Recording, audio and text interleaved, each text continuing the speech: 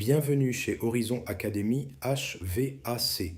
Aujourd'hui, nous allons découvrir pourquoi une installation au CO2 fonctionne différemment d'une installation utilisant un fluide HFC. Pourquoi parle-t-on d'un gaz couleur et non d'un condenseur? Tout commence par une notion fondamentale, le point critique. Prenons un exemple simple, l'eau.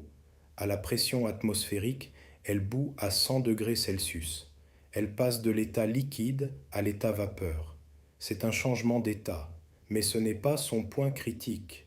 Si l'on augmente simultanément la température et la pression jusqu'à 374 degrés Celsius et 221 bars, l'eau atteint son point critique. À partir de cette limite, la frontière entre le liquide et la vapeur disparaît. Le fluide devient supercritique. Il ne peut plus condenser ni bouillir. Le CO2 suit exactement le même principe, mais son point critique est situé à seulement 31,1 degrés Celsius pour 73,8 bars.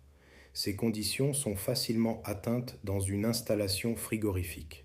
C'est ce qui rend le CO2 unique. Les fluides HFC fonctionnent généralement en dessous de leur point critique. Ils condensent dans un condenseur avant d'être détendus. Le CO2, lui, peut fonctionner au-dessus de son point critique. Il traverse alors un gaz couleur. Il rejette sa chaleur, sans changer d'état. C'est ce fonctionnement que l'on appelle le régime transcritique. Le CO2 possède également une seconde particularité, son point triple. Il est situé à moins 56,6 degrés Celsius et 5,18 bars.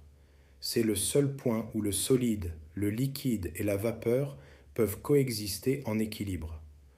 En dessous de cette pression, le CO2 liquide ne peut plus exister. La neige carbonique passe directement de l'état solide à l'état gazeux. Ce phénomène s'appelle la sublimation.